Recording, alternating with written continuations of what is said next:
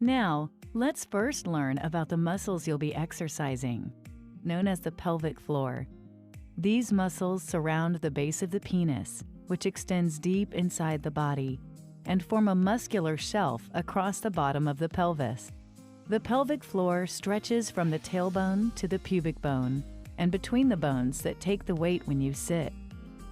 There are two levels of pelvic floor muscles, the superficial layer and the deep layer. The first level of pelvic floor muscles is known as the superficial layer, which includes the ischiocavernosus, bulbocavernosus, and transverse perineal muscles.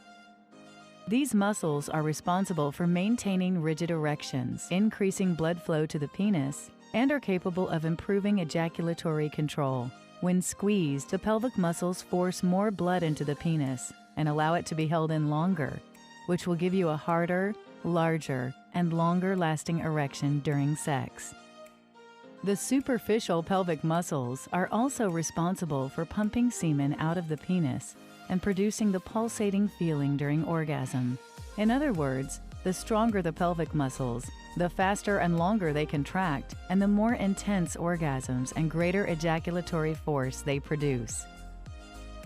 The second layer of pelvic floor muscles, known as the deep layer, includes the pubococcygeus, iliococcygeus, puborectalis, and coccygeus muscles. These muscles assist the organs that rest on top of them: the bladder, prostate, and rectum. They are responsible for urinary and rectal control and play a key role in helping to support a healthy prostate.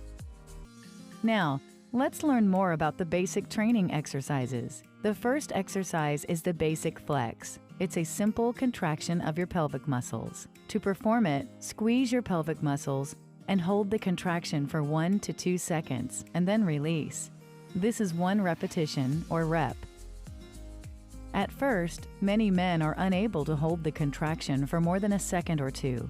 This is to be expected. Your pelvic muscles are weak.